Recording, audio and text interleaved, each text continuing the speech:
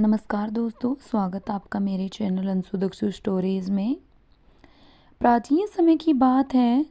एक बार भगवान शिव और माता पार्वती एक जंगल में बैठे हुए थे। सर्दियों की रात थी, बहुत ही ठंड पड़ रही थी।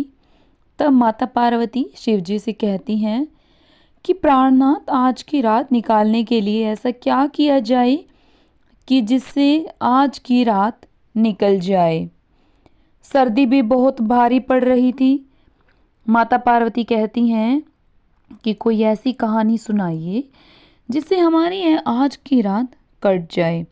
शिवजी अपनी पत्नी की बात सुनकर एक कहानी शुरू करते हैं कि तुम ध्यान से सुनो, मैं तुम्हें एक बहुत ही ज्ञानवर्धक और प्रेरणादायक कहानी सुनाने जा रहा हूँ। यह कहानी बहुत ही ध्यान से सुनना, और जो भी मनुष्य इस कहानी को पूरा अंत तक सुनेगा और समझेगा, उसका कल्याण होगा और उसे सुख, संपत्ति और सौभाग्य की प्राप्ति होगी।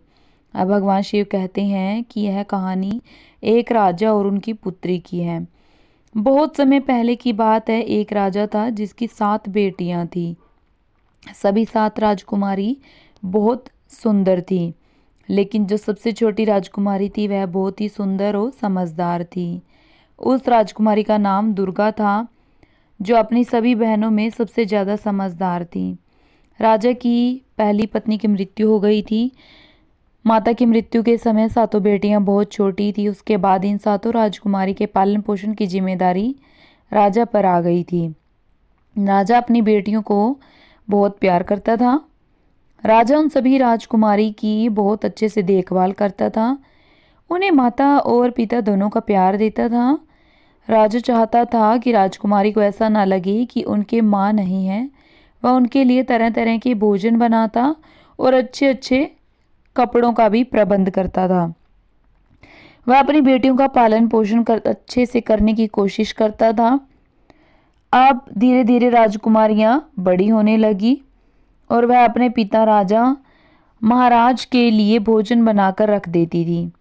जब भी राजा अपने मंत्रियों के साथ किसी राज्य के कार्य के लिए अपनी राजधानी से बाहर जाता, तब राजकुमारी उनके लिए खाना बनाकर रास्ते के लिए उनके साथ भेज दिया करती थी। धीरे धीरे समय बीत रहा था। उस राज्य में राजा का एक प्रधान सेवक था जिसकी मृत्यु हो गई थी। वह भी अपने पीछे अपनी पत्नी और एक छोटी लड़की को छोड़ गया था। अब वे दोनों प्रधान सेवक के बिना इस संसार में अकेली रह गई थी। राजा की 7 लड़कियां अपने पिता के लिए भोजन तैयार करती थी। जब वह राजकुमारी यह भोजन तैयार कर रही होती थी, उसी समय उस प्रधान सेवक की पत्नी, जो कि विधवा थी, उनके पास आती और राजा की बेटियों से थोड़ी सी आग मांगती थी। राजा की छोटी बेटी दुर्गा को वह औरत बिल्कुल भी पसंद नहीं थी। वह अपना अपमान कर देती थी, उसका अपमान कर देती थी और कहती थी कि अपने घर जाकर स्वयं आग जलाओ, तुम रोज रोज हमसे आग मांगने क्यों आ जाती हो। लेकिन उस औरत पर इस बात का कोई असर नहीं होता था। वह विधवा औरत प्रतिदिन उनसे आग मांगने के लिए आने लगी। उससे छोटी राजकुमारी कितना भी बेइज्जत करती, लेकिन उस पर कोई असर नहीं होता था। राजकुमारी दुर्गा की जो 6 बड़ी बहनें थी, वह अपनी छोटी बहन को बहुत समझाती कि दुर्गा, शांत रहा करो, वह महिला बेचारी विधवा है और यदि हम इसको थोड़ी सी लकड़ी की आग दे देंगी तो यह उससे आग जला लेगी, तो क्या हो जाएगा। जब देखो तुम उस औरत से लड़ती झगड़ती हो, इसके साथ ही तुम इसको कितना भला बुरा भी सुनाती हो। इसमें उस बेचारी का क्या कसूर है। वह हमारे यहाँ आकर केवल हमारे चूल्हे से थोड़ी सी आग ही तो लेने आती है। अपनी बड़ी बहनों के बात सुनकर छोटी राजकुमारी कहती है कि वह अपनी लकड़ी से घर में ही आग क्यों नहीं बना सकती। वह हमारे घर पर क्यों आती है। कि कोई बात नहीं, आज तुम्हें मेरी बात समझ नहीं आती, लेकिन देख लेना, एक न एक दिन यह औरत हमारे लिए बहुत बड़ी मुसीबत पैदा कर देगी। यह सिलसिला इसी तरह चलता रहा। वह औरत रोज उनके घर पर आग मांगने आ जाती और जैसे तैसे सबसे नजर बचाकर राजा के खाने में राख मिला देती। क्योंकि वह विधवा औरत बड़ी ही अजीब स्वभाव की थी, वह जल्दी जल्दी से राख मिलाकर राजा का बना हुआ भोजन खराब कर देती थी। धीरे धीरे राजा को भी अपने खाने में कुछ खराबी महसूस होने लगी थी। वह जानता था कि उसके लिए खाना उसकी बेटियां बनाती हैं। राजा अपनी पुत्री से बहुत अधिक प्रेम करता था, इसीलिए वह समझ नहीं पा रहा था कि उसकी बेटियां उसके खाने को क्यों बिगाड़ देती हैं। उसे इस बात का विश्वास नहीं हुआ कि आखिर खाना इतना खराब क्यों लगता है। एक दिन राजा ने सोचा कि सच्चाई जानने के लिए मुझे अपनी बेटियों पर नज़र रखनी चाहिए, क्योंकि मेरी बेटियां मेरे लिए ऐसा तो नहीं कर सकती हैं कि वह ऐसा खाना खराब कर दें। ऐसा सोच विचार करके राजा अपने कक्ष में चला गया। अब राजा जब उसकी बेटियां खाना बना रही थी तो उन्हें खाना बनाते हुए छिपकर देखने लगा कि मेरी बेटियां किस मकसद के लिए मेरे खाने को खराब करती हैं। ऐसा खराब खाना खिलाकर वह मुझे क्यों मारना चाहती हैं। अपने मन में ऐसा विचार करते हुए राजा अपनी पुत्री को देखने लगा, क्योंकि वह अपनी पुत्री से प्यार भी बहुत करता था। इसीलिए गुप्त झरोखे से देखकर वह जानना चाह रहा था कि मेरी बेटियां कैसे खाना खराब कर सकती हैं। उसके साथों बेटियां सावधानी से चावलों को धो रही थी और बड़ी ही स्वच्छता से भोजन को तैयार कर रही थी। जैसे ही सभी प्रकार के भोजन बनकर तैयार हो गए तो उसने देखा कि उसकी बेटियों ने बड़ी सावधानी और स्वच्छता के साथ भोजन को चूल्हे से दूर हटाकर रख दिया। इसके बाद राजा ने जो देखा उसे देखकर वह बड़ा ही आश्चर्यचकित हुआ। राजा ने देखा कि प्रधान की विधवा आग लेने के लिए उनके घर पर आई और उसने अपने घर पर भोजन को पकाने के लिए आग मांगी। तभी दुर्गा उस पर क्रोधित हो गई और उसे खड़ी खोटी सुनाने लगी। दुर्गा उसे कहने लगी कि जब देखो मुंह उठाए आग मांगने चली जाती है। फिर दुर्गा की दूसरी बहनों ने उसे समझाया, कोई बात नहीं, आग ही तो है, मांग रही है, तुम गुस्सा मत करो। जब वो आग लेकर जाने लगी तो उसने राजकुमारी की नज़र से बचकर सारे खाने में राख मिला दी। इस प्रकार उसने सबसे नज़र बचाकर सारा खाना खराब कर दिया। जब राजा ने देखा कि उसकी बेटियों ने तो बहुत साफ सफाई और बड़े सुंदर तरीके से खाना बनाया था, लेकिन प्रधान की पत्नी ने लकड़ी लेने के बाद खाने के सामान में राख मिला दी है, तो राजा बहुत क्रोधित हुआ और वह अपने राज्य महल में दरबार लगाकर बैठ गया। उसने तुरंत अपने आदमियों को प्रधान की पत्नी को पकड़ कर लाने के लिए भेज दिया और उनसे कहा कि प्रधान की पत्नी को मेरे सामने शीघ्र पेश करो। विधवा औरत को राजा के दरबार में लाया गया। जब राजा उसे सारी घटना के बारे में पूछा तो उस विधवा औरत ने कहा कि महाराज मुझे क्षमा करें, मैं तो एक खेल खेल रही थी और मैं तो यह देखना चाहती थी कि आप कितने चतुर और समझदार हैं और कैसे इस समस्या का समाधान निकालते हैं। वह औरत महाराज की प्रशंसा करते हुए कहने लगी, महाराज आप तो बहुत ही न्यायप्रिय और समझदार हो। इस प्रकार उस औरत ने राजा को अपनी मीठी मीठी बातों में उलझा दिया। उसकी ऐसी बातें सुनकर राजा भी उसकी समझदारी के कारण उस पर अत्यधिक प्रसन्न हो गया और उसे पर मोहित भी हो गया। राजा ने उसको दंड देने के स्थान पर उसको रानी बनाने का निर्णय कर लिया और इस तरह उससे विवाह कर लिया। अब प्रधान की विधवा पत्नी विवाह करके राजमहल में आ गई। अब वह विधवा से रानी बन गई। अब यह नई रानी राजा की पहली पत्नी से पैदा हुई सातों बेटियों से बहुत अधिक नफरत और घृणा करने लगी। वह चाहती थी कि किसी भी प्रकार से यह सातों राजकुमारी महल से निकल जाएं। राजकुमारी को महल से निकालने के लिए वह नई नई साजिशें रचने लगी और विचार करने लगी। जैसे भी हो उनको किसी भी तरह महल से भगा देने के बाद राजा की सारी धन संपत्ति के साथ साथ सभी प्रकार के ऐश्वर्य भी केवल उसके लिए ही होंगे। वे और उसकी अपनी पुत्री अब राज करेंगे। वह चाहती थी कि उसकी अपनी पुत्री राजमहल में राजकुमारी बनकर रहे, उसकी अपनी पुत्री को ज़्यादा सम्मान मिले। लेकिन राजा अपनी पुत्री को भी बहुत प्यार करता था। उसको अपनी पुत्री के प्रति बहुत ही करुणा और दया थी। राजा अपनी पुत्री को बिल्कुल भी दुख में नहीं देख सकता था। दूसरी ओर नई रानी हर प्रकार से राजा की पुत्री को दुखी करना चाहती थी। वे उन्हें पूरा दिन कार्यों में लगाए रखती थी। धीरे धीरे वह राजा की सातों पुत्री को खाने के लिए भरपेट खाना भी नहीं देती थी। वे उनको खाने के लिए बहुत ही कम खाना देती थी और धीरे धीरे वह उनकी दूसरी जरूरत और सुख सुविधाओं को भी कम करती जा रही थी। इस तरह सातों बहनों पर इस प्रकार से दुखों का पहाड़ टूट पड़ा। उसके विपरीत जो प्रधान की पत्नी थी, जो अब रानी बन गई थी, तो उसे और उसकी छोटी पुत्री को हर प्रकार की सुख सुविधा दी जाने लगी। वह राजकुमारी की तरह महल में रहने लगी। महल में रानी अपनी बेटी को राजकुमारी बनाकर रखती और उसे एक राजकुमारी की तरह से ही जीवन जीने के लिए प्रोत्साहित करती है। रानी अपनी पुत्री के लिए अच्छे अच्छे भोजन बनाती, अच्छे अच्छे कपड़े पहनाती और उसके लिए अच्छी अच्छी चीज़ों का संग्रह करती। उसने राजा की पहली पत्नी से जो 7 राजकुमारियां थीं, उन सभी को सभी प्रकार के सुखों से वंचित कर दिया। सभी बहनें बहुत दुखी और उदास रहती। एक दिन बहुत अधिक परेशान होने के कारण वे सातों बहनें महल के बाहर जाकर अपनी माँ की समाधि पर जाकर रोने लगी। वहां जाकर वे अपनी माँ से इस प्रकार से कहने लगी, माँ, क्या तुम अपनी बेसहारा लाचार बेबस पुत्री को नहीं देख सकती हो? हम सब कितना दुखी हैं। माँ, हमारी सौतेली माँ हम पर कितने जुल्म ढा रही है। हम भूख प्यास से तड़प रही हैं। माँ, अब हम क्या करें? धीरे धीरे यह उनका रोज का काम हो गया। दिन में जब भी वह दुखी होती, वह अपनी माँ की समाधि पर चली जाती और रोते हुए अपनी माँ से अपना दुख कहती। एक दिन जब वह सभी अपनी माँ की कब्र पर बैठी हुई रो रही थी और सिसकियाँ भर रही थी, तभी उन्होंने देखा कि उनकी माँ की समाधि पर एक बहुत ही सुंदर अनार का पेड़ उत्पन्न हो गया। जल्द ही वह पौधा पूरी तरह से ताजा, सुंदर और स्वादिष्ट फलों से भर गया। अब वे सभी सातों बहनें उन फलों को खाकर अपनी भूख को शांत करने लगी।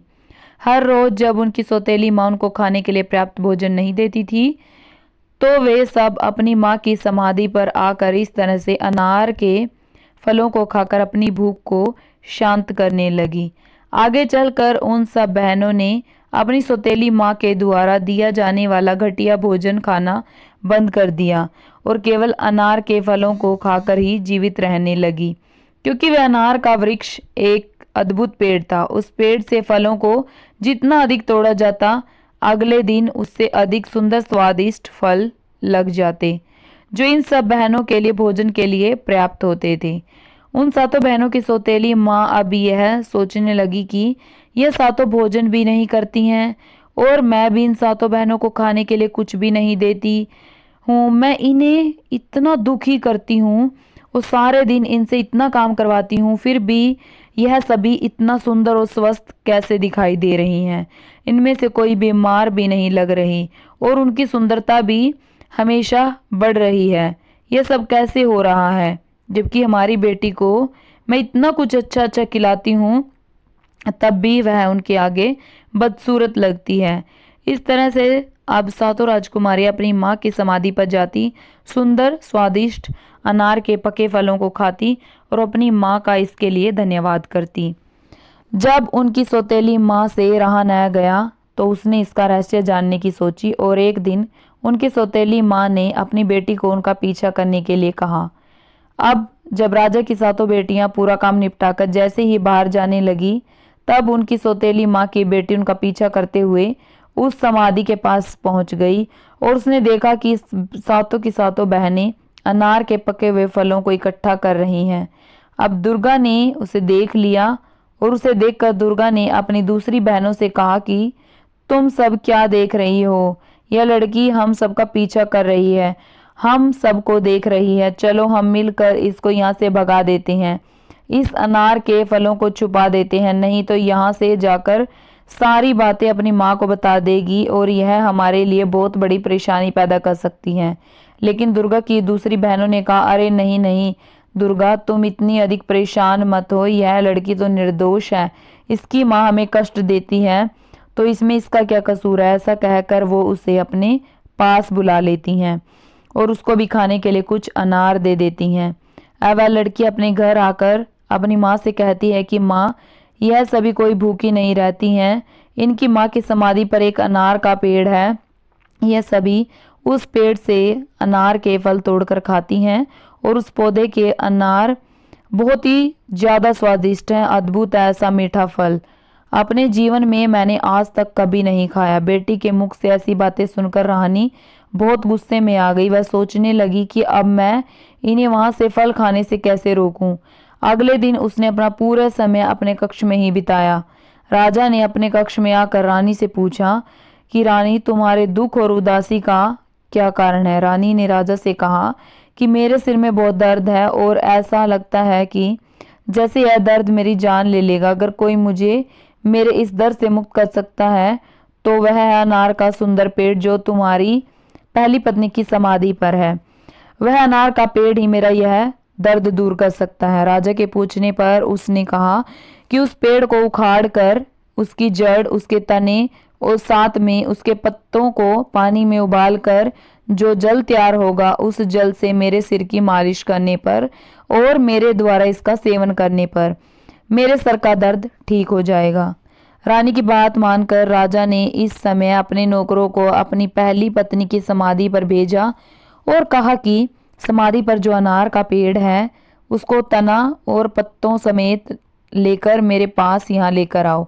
सेवकों ने तुरंत राजा की आज्ञा का पालन किया और उस सुंदर अनार के पौधे को जड़ सहित उखाड़ ले आए।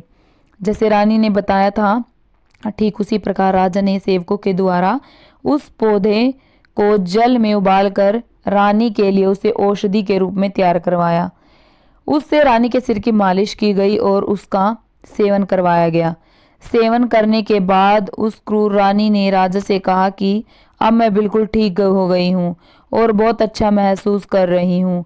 आपने मेरे लिए इतना सब कुछ किया, इसके लिए आपका बहुत धन्यवाद। तब राजा ने कहा कि नहीं रानी, यह तो मेरा हक है। जब अगले दिन सातों बहनें अपनी माँ की समाधि पर गई तो उन्होंने उस अनार के पेड़ को नहीं पाया, तो वो इधर उधर देखने लगी। उन्होंने सोचा कि वह अनार का पेड़ अब कहाँ गायब हो चुका है। यह देखकर वह सभी परेशान भी हो गई और उन्होंने बहुत दुखी होकर रोना शुरू कर दिया। वे सोचने लगी कि अब वहाँ माँ की समाधि पर अनार का पेड़ भी नहीं है, वे कहाँ जाएंगी और क्या करेंगी। अनार का पेड़ न होने के कारण अब वे सभी फिर से भूखी रहने लगी। दुखी होकर वह अपनी माँ से प्रार्थना करने लगी। तभी उन्होंने देखा कि अनार के पेड़ के स्थान पर एक छोटा सा तालाब बन गया जो मक्खन जैसे पदार्थ से भरा हुआ था, जो जल्द ही सफेद ठोस रोटी की तरह बन गया, जिसको रोती हुई सभी बहनों ने बहुत ही आश्चर्य के साथ देखा। यह देखकर सभी बहनें बहुत खुश हुई और उसमें से कुछ रोटी को लेकर खाने लगी, जो खाने में बहुत ही अधिक स्वादिष्ट थी और उन्हें बहुत पसंद भी आई। अगले दिन भी वही हुआ और इसके बाद अब रोजाना यही होने लगा। हर रोज सभी रोजाना अपनी माँ की समाधि पर जाती और देखती कि एक छोटे से तालाब से पहले मक्खन बनता है, फिर वह मक्खन रोटी का रूप ले लेता है और उस रोटी को खाकर वह सब अपनी भूख को शांत कर लेती। अनार का पेड़ उखड़ जाने के बाद भी सातों राजकुमारी की पहले जैसी हालत देखकर रानी परेशान हो गई। उस दुष्ट रानी ने अपनी पुत्री को बुलाकर कहा, मुझे पता नहीं है क्या हो रहा है। मैंने तो उस अनार के पौधे को नष्ट कर दिया है जो रानी की समाधि पर उगा था, फिर भी वह सब लड़कियां बिल्कुल भी दुखी नहीं लगती। ना ही वह उदास है, ना ही वह दुबली पतली हुई हैं। फिर वह अपना भोजन कहाँ से खाती हैं, क्योंकि महल में जो भोजन मैं उन्हें देती हूँ उसे तो वह खाती नहीं है। इसीलिए तुम फिर से उनका पीछा करके पता लगाओ। रानी ने अपनी पुत्री से कहा कि वह उन पर नजर रखे और देखे कि क्या माजरा है। पहले की तरह अगले दिन भी सातों बहनें अपनी माँ की समाधि पर चली गई और जब वह वहां जाकर मक्खन से बने रोटी को खा रही थी, तभी सबसे पहले दुर्गा ने सौतेली माँ की बेटी को देखा जो छुपकर उन पर नजर रख रही थी। उसने अपनी बहनों से कहा कि देखो, यह लड़की दोबारा यहाँ पर आ गई और हम उस पर नजर रख रही है। चलो हम इस तालाब को ढक लेते हैं जिससे वह इस तालाब को नहीं देख सके। अगर हमने अपनी रोटी का छोटा सा टुकड़ा भी इसको दिया तो यह जाकर अवश्य ही अपनी दुष्ट माँ को बता देगी और यह हमारे लिए दुर्भाग्य की बात होगी, क्योंकि वह दुष्ट रानी फिर से कोई न कोई षड्यंत्र रचेगी। दुर्गा की बड़ी बहनों ने समझा कि दुर्गा बिना किसी बात के उस बेचारी पर संदेह कर रही है, इसीलिए उन सब ने उसके सुझाव पर बिल्कुल भी ध्यान नहीं दिया और उसके विपरीत उन्होंने प्रधान की पुत्री को भी स्वादिष्ट रोटी खाने के लिए दे दी, क्योंकि राजा की 6 बेटियां बिल्कुल ही भोली भाली थी। इसीलिए जब दुर्गा उनको कुछ कहती थी तो उनके कुछ भी समझ में नहीं आता था और वह सोचती थी कि यह छोटी हैं, इसीलिए उसे कुछ ज्यादा ही संदेह हो रहा है। जब उनकी सौतेली माँ को सातों राजकुमारी के बारे में यह रोटी वाली बात पता चली तो वह क्रोध से बहुत लाल पीली होने लगी और उसके साथ ही उसने अपने नौकरों को बुलाकर कहा कि अभी जाओ, रानी की समाधि को वहां से उखाड़ लो और उसके पास में जो छोटा सा तालाब है उस तालाब को कूड़ा करकट आदि से भरकर नष्ट कर दो। अब जब सब राजकुमारी ने यह देखा कि उनकी माँ की समाधि ही नहीं है तो वह बहुत ही ज्यादा दुखी हुई, जोर जोर से रोने लगी, क्योंकि अब उनको पास कोई और चारा नहीं था। इस पर रानी संतुष्ट नहीं हुई। एक दिन रानी फिर से भयंकर बीमारी का बहाना करके अपने कक्ष में पड़ी रही और महाराज को बुलाया गया। महाराज ने आकर रानी की बीमारी का कारण जानना चाहा। राजा ने कहा कि चाहे मेरा सारा साम्राज्य बिक जाए, लेकिन मैं तुम्हारी बीमारी को ठीक करने के लिए तुम्हें अच्छे से अच्छे वैद्य को दिखाऊंगा और तुम्हें बिल्कुल ठीक कर दूंगा। लेकिन वह रानी तो अपनी चाल चल रही थी, वह तो स्वभाव से ही दुष्ट थी। वह तो दुष्ट रानी कहने लगी कि इतना कुछ करने की जरूरत नहीं है, मेरे जीवन को तो केवल तुम्हारा एक छोटा सा कार्य ही बचा सकता है। राजा ने कहा, तुम कहो तो सही, जो तुम कहोगी मैं उसे अवश्य पूरा करूंगा, इसके लिए मैं तुमसे प्रतिज्ञा करता हूँ। फिर रानी ने कहा, मेरे जीवन को बचाने के लिए तुम एक कार्य कर दो। आपके जो पहली पत्नी के 7 राजकुमारियां हैं, आप उनकी हत्या कर दो और उनकी हत्या करने के बाद उनका खून मेरे सर और मेरी हथेली पर लगाना। इस तरह से उनकी मृत्यु से मेरा जीवन बच जाएगा। इन शब्दों को सुनकर राजा दुख से भर गया। उसके पैरों के नीचे से जमीन ही गायब हो चुकी थी। अब वह मूर्छित सा होकर गिरने वाला हो गया, लेकिन फिर भी राजा ने अपने आप को संभाल लिया, क्योंकि राजा को अपनी प्रतिज्ञा टूटने का भय था और वह अपनी बेटियों को अपनी जान से भी ज्यादा प्यार करता था। फिर राजा ने अपने मन को कठोर किया और राजकुमारी की तलाश करने लगा। फिर राजा ने अपनी 7 राजकुमारी को अपनी माँ की समाधि पर बैठे देखा। राजा उनके पास जा पहुंचा तो उसने देखा कि उनकी 7 बेटियां अपनी माँ की समाधि के पास बैठकर रो रही थी। राजा उनके पास पहुंचा तो उसने देखा कि उसकी 7 बेटियां अपनी माँ की समाधि के पास बैठकर रो रही थी। अपनी पुत्री की ऐसी हालत देखकर राजा का हृदय कांप उठा, क्योंकि वह अपनी बेटियों से बहुत ही प्रेम करता था। एक तरफ उसकी रानी की इच्छा और राजा की प्रतिज्ञा और दूसरी तरफ उसकी बेटियों का जीवन। उसे समझ नहीं आ रहा था कि वह क्या करे। अब राजा को कुछ कुछ समझ में आ रहा था कि उसकी बेटियां सौतेली माँ के साथ खुश नहीं हैं और सौतेली माँ भी उन्हें खुश नहीं रख पा रही है। अपनी पुत्री के पास पहुंचकर राजा प्रेम पूर्वक अपनी पुत्री से बोला कि तुम मेरे साथ इस महल से बाहर जंगल में चलो। पिता की बात मानकर वह सभी उनके साथ चल पड़ी। वह उन सभी को लेकर जंगल की ओर चल पड़ा।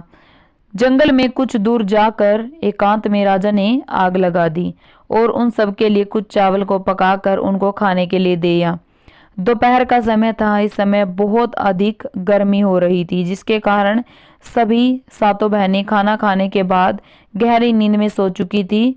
जब राजा ने देखा कि 7 बहनें सो चुकी हैं तो वह चोरी से छुपकर उन लड़कियों से निगाह बचाकर वहां से भाग गया। उन सबको गहरी नींद में सोते हुए राजा ने वहीं पर छोड़ दिया। राजा अपने मन में यह सोचकर खुश था कि चलो हमारी बेटियां जहां कहीं भी रहेंगी, कम से कम जीवित और ठीक तो रहेंगी। वह अपनी सौतेली माँ की अत्याचारों से तो बची रहेंगी, यह कहीं जाकर अपना जीवन गुजार लेंगी। साथ ही उसने भगवान से प्रार्थना की कि वह एक एकांत जंगल में उसकी पुत्री को भूखे प्यासे किसी जानवर के भोजन के रूप में मृत्यु को प्राप्त हो जाने से बचाएं। राजा इस प्रकार सोचते हुए और बार बार भगवान से प्रार्थना करते हुए वहां से चला गया। राजा ने वापस आते समय जंगल में एक हिरण को मारा और उसके खून को लेकर महल में वापस आ गया। उसने रानी के सर और हथेली पर उस हिरण के खून को लगा दिया। उस क्रूर रानी ने सोचा कि राजा ने सच में सातों राजकुमारी को मार दिया है। उसने राजा से कहा कि अब वह बिल्कुल ठीक महसूस कर रही है। उधर जंगल में राजा के चले जाने के बाद सातों बहनों की नींद खुल गई। उन्होंने अपने आप को घने जंगल में अकेला पाया। जब उन्होंने अपने चारों तरफ भयंकर जंगली जानवरों की आवाज़ों को सुना तो उन आवाज़ों को सुनते ही वे डर कर कांपने लगी। उनका पूरा शरीर भय से कांपने लगा, जिसके कारण वे सब रोने और चिल्लाने लगी। अपने आप को वहां अकेला पाकर वह पूरी शक्ति लगाकर अपनी पिताजी को पुकारने लगी। उन्हें आशा थी कि उनकी आवाज़ को सुनकर उनके पिता जरूर आएंगे, लेकिन उन सबको ऐसा करते हुए बहुत समय गुजर गया, लेकिन राजा नहीं आए। उन सबको अपनी आवाज़ के सिवा ऐसा सुनाई दे रहा था, वहां पर इसके अतिरिक्त कुछ नहीं था। ठीक उसी दिन उस जंगल में एक दूसरे पड़ोसी राज्य के साथ राजकुमार वहां शिकार खेलने के उद्देश्य से आए थे। जब वे सब अपने राज्य के लिए प्रस्थान कर रहे थे, तब उन राजकुमारों में से सबसे छोटे राजकुमार ने अपने भाइयों को रोकते हुए कहा कि भाई, जंगल में जरूर कोई फंसा हुआ है और हम सबको उनकी सहायता करने के लिए चलना चाहिए। शायद वह किसी मुसीबत में फंसे हुए हैं। भाइयों ने भी उनके साथ जाने के लिए राजी हो गए। सब लोग यहीं ठहर जाओ, मैं समझता हूँ कोई रो रहा है और किसी को बुला रहा है। क्या तुम सब इस आवाज़ को सुन रहे हो? चलो इस दिशा में चलते हैं जहाँ से यह आवाज़ आ रही है और तलाश करते हैं कि यह कौन है। इस तरह से छोटे राजकुमार ने अपने 6 भाइयों को बताया तो सातों राजकुमारों ने जंगल को चीरते हुए अपने रथों को इस दिशा में दौड़ा दिया जिस दिशा में वह रोने की आवाज़ें आ रही थी। कुछ ही समय में वह 7 राजकुमार जंगल में उस जगह पर पहुंच गए जहां पर वह सातों बहनें विलाप करते हुए रो रही थी। उन सबको इस प्रकार से विलाप करते हुए देखकर राजकुमार को दया आ गई। सबसे बड़ा राजकुमार बहुत अधिक आश्चर्यचकित हुआ और उसने बड़ी ही व्याकुलता से उनसे पूछा कि तुम सब यहाँ पर कैसे फंस गई हो और तुम कौन हो? उन राजकुमारी ने अपनी सारी कहानी उन सातों भाइयों को सुना दी। तब सातों राजकुमारों ने यह निश्चय किया कि भगवान की कृपा से यह सातों राजकुमारें हमें मिली हैं। इनको हमें अपने साथ अपने राज्य में ले जाना चाहिए और इनके साथ विवाह करके इन्हें अपने साथ ही रखना चाहिए। इस तरह से सबसे बड़े राजकुमार ने सबसे बड़ी राजकुमारी से विवाह किया, दूसरे ने दूसरी राजकुमारी से। इस तरह से सातों राजकुमारों ने विवाह कर लिया। सबसे छोटे राजकुमार ने राजकुमारी दुर्गा से विवाह कर लिया, जो कि सबसे अधिक बुद्धिमान और सुंदर थी। 7 राजकुमारों की शादी 7 राजकुमारी से हो गई। विवाह करने के बाद सातों राजकुमार अपने राज्य में वापस लौट आए। उनके वापस आने पर पूरे राज्य की प्रजा में खुशी की लहर दौड़ गई। करीब 1 साल बाद दुर्गा, जो सबसे छोटी राजकुमारी थी, उसको एक बेटा हुआ। बेटा होने पर परिवार के सब लोग खुश थे। उन्हें ऐसा लगता था कि लड़के का पिता नहीं बल्कि 7 पिता हैं और 7 माताएं हैं। वह सब उसे बहुत प्यार करते थे, सब मिलकर रखते थे। इस तरह से दुर्गा का बेटा 2 साल का हो गया। एक दिन 7वें राजकुमार ने अपने भाइयों से कहा कि शिकार खेलने का मन है, मैं शिकार पर जाना चाहता हूँ। उसने अपनी पत्नी दुर्गा से कहा कि मैं शिकार पर जाना चाहता हूँ। दुर्गा और अपनी भाइयों से आज्ञा लेकर वह शिकार पर निकल गया, लेकिन कई दिन बीत जाने के बाद भी वह वापस नहीं आया और दिन बीत गए लेकिन राजकुमार नहीं आया। यह कोई नहीं जान सका कि वह कहाँ चला गया और वापस क्यों नहीं आया। यह जानकर राजकुमारी को बहुत दुख हुआ। जब उसके पति कहने लगे कि हम भी वहां जाएंगे और उसे ढूंढ कर लेकर आएंगे, उसके भाइयों ने कहा कि वे अपने भाई के बारे में जाकर देखेंगे कि उसके साथ क्या हुआ है और वह कहाँ चला गया है। वे सभी 6 राजकुमार छोटे राजकुमार की तलाश में राजमहल से निकल गए, लेकिन वह 6 भाई भी वापस नहीं आए। यह जानकर सातों राजकुमारी को बहुत ही ज्यादा दुख हुआ। जब उनके पति वापस नहीं आए तो उनके मन में विचार आने लगे कि उनके पतियों को किसी ने जंगल में मार दिया है या उनके साथ कुछ गलत हुआ है। धीरे धीरे कुछ और दिन बीत गए, लेकिन सातों भाइयों में से कोई भी वापस नहीं आया। एक दिन दुर्गा और अपने पुत्र को सुला रही थी और सभी बहनें नीचे के कमरों में काम कर रही थी। ठीक उसी समय कोई महल के दरवाजे पर आया, जिसने काला कपड़ा पहन रखा था। वह स्वयं को एक साधु बता रहा था और वह भिक्षा मांगने के लिए आया था। नौकरों ने कहा कि तुम महल के अंदर भिक्षा मांगने के लिए नहीं जा सकते। राजा के सभी पुत्र इस समय बाहर गए हुए हैं। हम सबको लगता है कि वह सब मर गए हैं और उनकी विधवाओं को तुम्हारे भिक्षा मांगने से परेशानी हो सकती है, इसीलिए तुम अंदर मत जाओ। द्वारपाल ने उसे खूब रोकने की कोशिश की, लेकिन उस आदमी ने कहा कि मैं एक साधु हूँ और साधु को भोजन खिलाना और साधु को भिक्षा देना कोई गलत काम नहीं है। लेकिन वास्तव में वह कोई साधु नहीं था, वो तो एक जादूगर था जिसकी नाम मूषक था। जादूगर मूषक ऐसे ही महिला महल में घुस रहा था और उसने वहां पर बहुत सी सुंदर वस्तुओं को देखा। अंत में वह उस कमरे में पहुंचा जहां राजकुमारी दुर्गा अपने छोटे से बेटे को पालने में सुला रही थी। उसको देखते ही जादूगर मूषक ने सोचा कि इतनी अधिक सुंदर औरत जो स्वर्ग की किसी अप्सरा की तरह है, आज तक उसने अपने जीवन में कभी भी नहीं देखी। राजकुमारी दुर्गा को देखकर जादूगर उस पर अत्यधिक मोहित हो गया और सीधा उसके पास चला गया। उसके पास जाकर उसने दुर्गा से कहा कि मैं तुमको पसंद करता हूँ, तब मैं तुम्हारे साथ पूरी जिंदगी बिताना चाहता हूँ। तुम मेरे साथ मेरे घर चलो, मैं तुमसे विवाह करना चाहता हूँ। राजकुमारी दुर्गा अपने कमरे में इस प्रकार एक अनजान व्यक्ति को देखकर हैरान थी। ऊपर से वह व्यक्ति उसे इस प्रकार विवाह करने के लिए बात कर रहा था।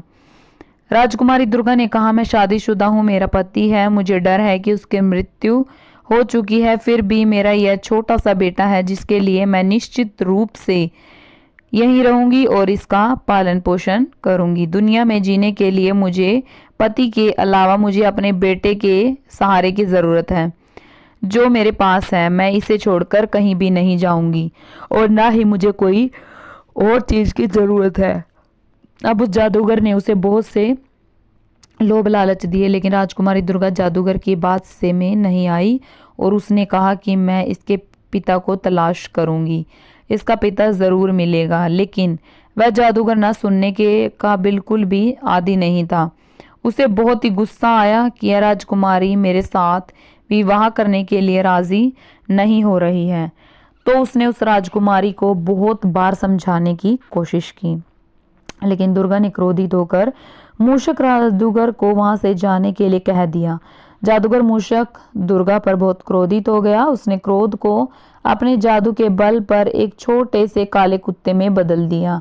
जादूगर मूषक ने कहा कि तू अपनी इच्छा से मेरे साथ नहीं चलेगी तो मेरी इच्छा से, मेरी शक्ति से मेरे साथ चलेगी।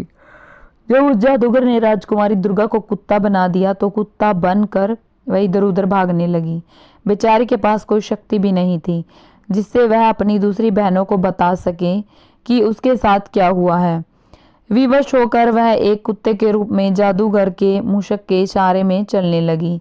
जादूगर मूषक जब ही महल के दरवाजे से पहुंचा तो द्वारपालों ने उससे पूछा कि तुमने इस छोटे से कुत्ते को कहाँ से लिया है। तो उसे जादूगर ने जवाब दिया कि राजकुमारी ने इस कुत्ते को मुझे एक उपहार के रूप में दिया है। यह सुनते ही द्वारपालों ने उसे कुछ भी पूछे बगैर महल के दरवाजे से बाहर जाने दिया।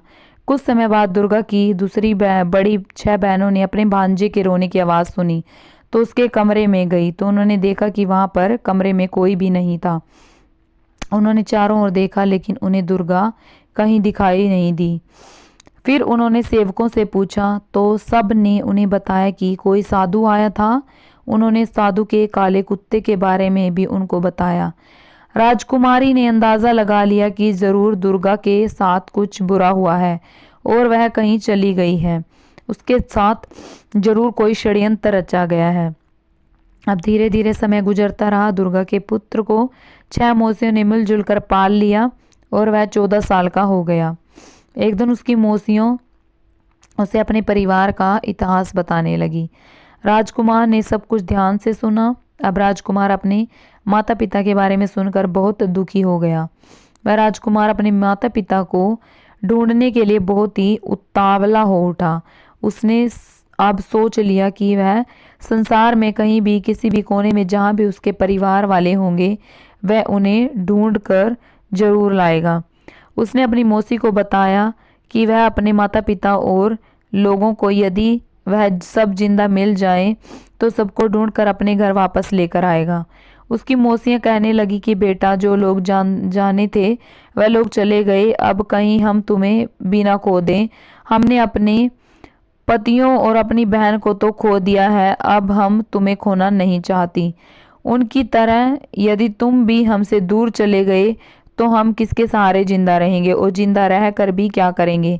तब राजकुमार ने अपनी मौसियों से कहा, तुम मुझे मत रोको, अगर यह संभव हुआ तो मैं अपने साथ अपने माता पिता और लोगों को भी लेकर जल्दी ही वापस आऊंगा। फिर इस तरह से वह अपनी यात्रा पर चल पड़ा, लेकिन कई महीनों तक वह कुछ भी नहीं समझ सका कि किस प्रकार वह अपने सगे संबंधियों को तलाश करे।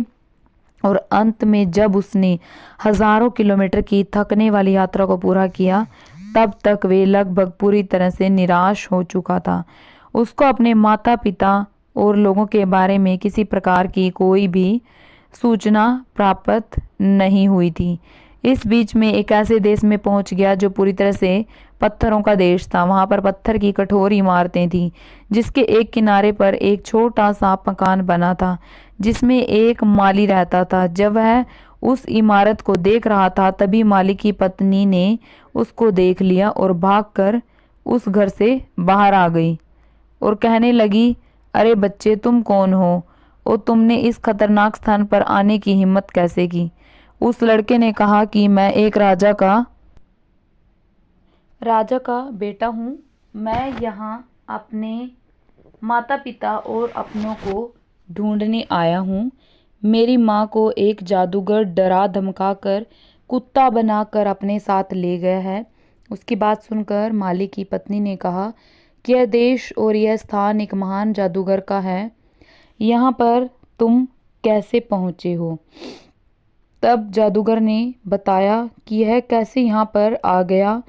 तब उस राजकुमार ने ठान लिया था कि मुझे अपनी माता और अपने पिता को ढूंढना है। जो भी व्यक्ति उसकी आज्ञा का उल्लंघन करता है, उसका अपमान करता है, उसको अपनी जादू की शक्ति से पत्थर या पेड़ बना देता है। तुम यहाँ पर जो भी सभी प्रकार के पेड़ और पत्थर देख रहे हो, यह सब कभी जीवित प्राणी थे। इन सब को हमारे मालिक जादूगर ने अपनी शक्ति से इस रूप में बना दिया है। कुछ समय पहले एक राजा यहाँ आया था, उसके कुछ समय बाद उसके 6 भाई भी यहाँ पर आए थे। जादूगर ने उन सबको पत्थर और पेड़ में बदल दिया। केवल यही लोग दुर्भाग्यशाली लोग नहीं थे, इसके अतिरिक्त एक बहुत सुंदर रानी जिसको उसने इस बड़ी इमारत में कैद करके रखा है, जिसको जादूगर के पिछले 12 सालों से कैद करके रखा है। जादूगर उससे विवाह करना चाहता है, लेकिन वह जादूगर से नफरत करती है और वह जादूगर को अपने हाथ भी नहीं लगाने देती।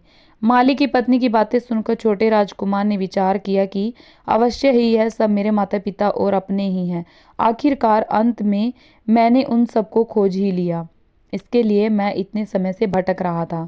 इसके बाद उसने अपनी कहानी उस माली की पत्नी को बताई और उसे प्रार्थना की कि वह उसकी सहायता करे। उसने उस माली की पत्नी से कहा कि वह उसे उन बेकसूर और लाचार लोगों के बारे में और अधिक जानकारी दे। उसने माली की पत्नी से विनती की कि वह उस बेकसूर लोगों को उस राजकुमार से बचाने में उसकी मदद करे। माली की पत्नी ने उसकी बात सुनकर उसका साथ देने के लिए उससे वादा कर दिया।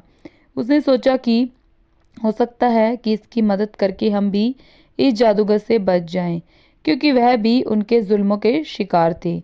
इसीलिए उसने उस लड़के का साथ देने के लिए हामी भर ली। अब माली की पत्नी ने उसको अपना रूप बदलने के लिए कहा। उसे समझाया कि तुम अपना रूप बदल लो, कहीं जादूगर ने तुमको देख लिया तो वह तुम्हें भी पत्थर में बदल देगा। राजकुमार तैयार हो गया और माली की पत्नी ने उस राजकुमार को अपनी एक धोती पहना दी और उसे बता दिया कि आज से तुम सबकी नज़रों में मेरी पुत्री हो। उसके थोड़े समय बाद ही एक दिन जैसे ही जादूगर मूषक अपने सुंदर बगीचे में घूम रहा था, तभी वहां एक छोटी लड़की को देखकर उसे जादूगर ने मालिन की पत्नी को अपने पास बुलाया और उससे पूछा कि वह लड़की कौन है। तो माली की पत्नी ने कहा कि वह उसकी पुत्री है। इस तरह से जादूगर और राजकुमार की पहली मुलाकात हुई। राजकुमार एक लड़की के वेश में जादूगर से अपनी पहचान छुपाकर मिलता है और जादूगर उसको देखकर उसे कहता है कि तुम बहुत ही सुंदर हो। कल तुम वहां बड़ी इमारत में रहने वाली सुंदर औरत के लिए मेरा पहला उपहार लेकर जाओगी। जादूगर की बात सुनकर छोटा राजकुमार बहुत खुश हो गया कि कल वह अपनी माँ के लिए कोई उपहार लेकर जाएगा। जादूगर से मिलने के बाद वह तुरंत माली की पत्नी के पास गया और इस बारे में उसने उसको बताया। विचार विमर्श करने के बाद उसने निश्चय किया कि वह इसी वेश में रहेगा, क्योंकि इस वेश में उसको कोई पहचान नहीं सकता। उसने निर्णय लिया कि उचित अवसर आने पर वह अपनी माँ को छुड़ा लाएगा। जब दुर्गा की शादी राजकुमार के साथ हुई थी, तो राजकुमार ने उसको एक छोटी सी अंगूठी दी थी जिस पर उसका नाम लिखा हुआ था। उस अंगूठी को दुर्गा ने तब अपने पुत्र की उंगली में पहना दिया जब उसका पुत्र बहुत छोटा सा बच्चा था। जब उसका पुत्र समय के साथ बड़ा हुआ तो उसकी मौसियों ने उसे उस अंगूठी का आकार राजकुमार की उंगली के आकार का बनवा कर उसकी उंगली में पहना दिया। इस तरह से वह अंगूठी उस राजकुमार ने अपनी उंगली में अभी भी पहन रखी थी। माली की पत्नी ने राजकुमार को बोला कि तुम इसने गुलदस्ते में छिपा कर रख दो, जिसे देखकर तुम्हारी माँ तुम्हें पहचान जाए और कहे कि यह सब शीघ्र यथाशीघ्र बिना किसी समस्या के, बिना किसी कठिनाई के संभव नहीं होगा, क्योंकि एक दरबार हमेशा बेचारी राजकुमारी दुर्गा के ऊपर नजर रखता था। कैद में होने के कारण उसकी हर समय शक्ति से निगरानी रखी जाती थी। माली की पुत्री के रूप में राजकुमार को हर रोज फूलों का गुलदस्ता जादूगर की तरफ से अपनी माँ तक पहुंचाने का मौका मिल चुका था। अब वह हर रोज फूलों का गुलदस्ता रानी तक पहुंचने लगा। जादूगर की एक दासी हमेशा उसकी माँ के कमरे में रहती थी। अंत में एक दिन किस्मत ने उस राजकुमार का साथ दिया और उसको एक ऐसा मौका मिल गया जब कमरे में उसकी माँ के अतिरिक्त और कोई दूसरा व्यक्ति नहीं था। जब कोई भी उसको नहीं देख सकता था, तो उसने अपनी उंगली में पहनी अंगूठी को निकालकर उसे फूलों के गुलदस्ते में बांधकर अपनी माँ दुर्गा के कदमों में डाल दिया। इस अंगूठी के जमीन पर गिरते ही आवाज आई। जैसे ही दुर्गा ने उस फूल के गुलदस्ते की ओर ध्यान दिया, दुर्गा ने देखा कि इन फूलों के अंदर ऐसा क्या है जो यह विचित्र आवाज कर रहा है। ध्यान से देखने पर उसने एक छोटी सी अंगूठी को फूलों के साथ बंधे हुए पाया। उस अंगूठी को पहचानते ही जब उसने फूलों का गुलदस्ता लाने वाली लड़की की ओर देखा, तो लड़की वन राजकुमार ने उसे अपने बारे में बताया। अपने पुत्र द्वारा बताई गई सारी कहानी पर उसको तुरंत विश्वास हो गया। राजकुमार ने अपनी माँ से कहा कि कितनी खोज करने के बाद उसने उनको प्राप्त कर लिया है और उसे बचाने की कोशिश कर रहा है। अपने जीवन को खतरे में डालकर वह अपने माता पिता और अपनों को दुष्ट जादूगर मूषक से मुक्त करा कर ले जाएगा। उसकी माँ ने उसको बताया कि उसे जादूगर के ने पिछले कई सालों से किस तरह से कैद कर रखा है और उसने इस इमारत के सारे दरवाजे को भी बंद करके रखा है, क्योंकि वह मुझसे विवाह करना चाहता है। मैंने उससे विवाह करने के लिए मना कर दिया। बेटे ने कहा, माँ, तुमने जादूगर के से इतने सालों तक केवल कठोरता और क्रोध से बात की है। तुम जादूगर से कहो कि मैंने इतने लंबे समय तक अपने पति का शोक किया, अब मैं तुमसे शादी करने को तैयार हूँ। इसके बाद दोनों माँ बेटा बैठकर अपनी योजना बनाने लगे और उसको अंजाम देने के बारे में सोचने लगे। बेटा कहता है, इसके बाद आप यह पता लगाना कि उसकी शक्ति क्या है और क्या वह अमर है, क्या उसे मार डाला जा सकता है। दुर्गा ने अपने बेटे की सलाह को मानने का निश्चय किया और अगले दिन मूषक जादूगर के लिए इस प्रकार से संदेश भिजवा दिया जैसे उसके पुत्र ने सुझाव दिया था। जादूगर मूषक यह बात सुनकर बहुत प्रसन्न हुआ और वह जल्द से जल्द शादी करने के लिए कहने लगा। उसके बाद जादूगर मूषक ने दुर्गा से महल में चलने के लिए विनती की, लेकिन दुर्गा ने उसको कहा कि इससे पहले कि वह उससे शादी करे, उसे उसको अधिक समय तक देना चाहिए ताकि वह आपस में और परिचित हो सके। उसने कहा कि दुश्मनी जितनी लंबी होती है, दोस्ती होने के बाद उनकी दोस्ती का स्तर और भी मजबूत हो सकता है। इसके बाद दुर्गा ने जादूगर से पूछा, क्या आप पूरी तरह से अमर हैं? क्या आपको कभी मृत्यु छू नहीं सकती? क्या आप मानव जाति को महसूस करने के लिए एक महान जादूगर हैं? तब जादूगर ने कहा, तुम यह क्यों पूछ रही हो? तो रानी ने जवाब दिया कि शादी करके आपकी पत्नी बनने से पहले मैं आपके बारे में सब कुछ जानना चाहती हूँ। यदि कोई आपदा आपके ऊपर आ गई तो मैं उसे कैसे काबू करूँगी? पहले पति और फिर पुत्र को तो मैंने खो दिया, लेकिन अगर मैं तुमसे शादी करूँगी और मैं तुम्हें खो दूँगी तो मैं किसके सहारे रहूँगी? मूषक जादूगर ने कहा कि यह सच है, मैं दूसरे के रूप में नहीं हूँ। यहाँ से बहुत दूर, कई मील की दूरी पर एक घना जंगल है। उस घने जंगल के बीच एक बड़े पौधे के नीचे एक छोटा सा पिंजरा है जिसमें एक हरे रंग का तोता रहता है। इस तोते के जीवन पर मेरा जीवन निर्भर है। उस तोते के मर जाने से ही मैं मरूंगा। जादूगर ने कहा, हालांकि यह काम असंभव है, तोते को किसी प्रकार से चोट नहीं पहुंचाई जा सकती। उस तोते को सुरक्षित बनाए रखने के लिए मैंने वहां पर बहुत सारे लोगों को नियुक्त कर दिया है। जो भी उस जगह के आसपास नजर आएगा तुरंत मार दिया जाएगा। दुर्गा की जो बातें उसे दुष्ट जादूगर से हुई थी वह सब बातें उसने अपने पुत्र को बता दी, लेकिन बेटे की जान बचाने के लिए रानी ने उसे तोते को पाने का विचार भूलने के लिए कहा। जादूगर के डर से दुर्गा को अपने पुत्र को वहां जाने से मना करना पड़ा। अपनी माँ के डर को समझने के बावजूद राजकुमार ने जवाब दिया, माँ, जब तक मैं उस तोते को कैद करके नहीं लाता तब तक मेरे पिता और मेरे अपने उस दुष्ट जादूगर की कैद से मुक्त नहीं हो सकते। डरो मत, मैं जल्दी वापस आऊँगा। इस बीच आप जादूगर से अच्छे से बात करना, हंसकर बोलना। अब राजकुमार अपनी माँ को जल्दी ही वापस आने का वचन देकर तोते की तलाश में निकल गया। थकाने वाली कई मील की लंबी यात्रा के बाद आखिर में राजकुमार एक बहुत बड़े और घने जंगल में पहुंच गया। जब वह पहुंचा तब तक लंबे समय में लगातार चलते रहने के कारण वह बुरी तरह से थक चुका था। वह जंगल में एक बहुत ही बड़े पेड़ के नीचे आराम करने लगा और कुछ ही समय में ठंडी हवा चलने के कारण उसको नींद आ गई।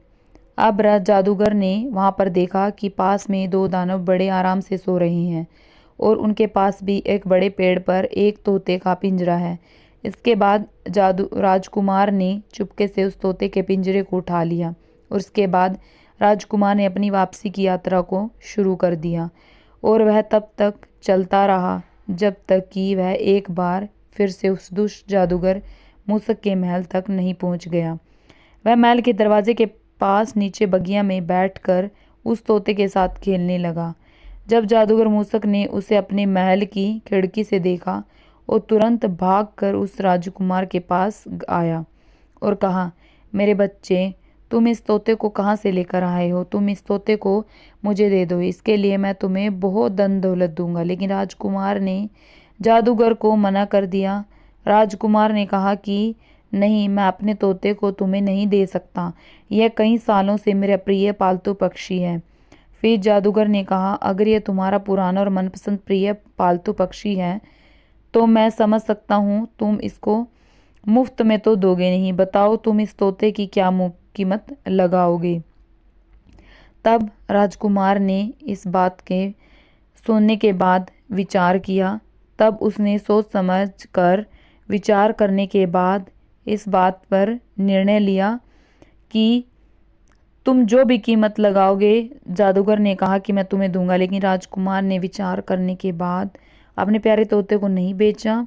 इसलिए जादूगर मूसक बहुत अधिक भयभीत हो गया और उसने कहा कि तुम इसके बदले में मुझसे कुछ भी ले सकते हो, बस तुम मुझे यह तोता दे दो। जादूगर की बात सुनकर राजकुमार उससे बोला कि चलो ठीक है, अगर तुम इसके बदले में कुछ देना ही चाहते हो तो मैं भी यह तोता तुम्हें दे दूंगा।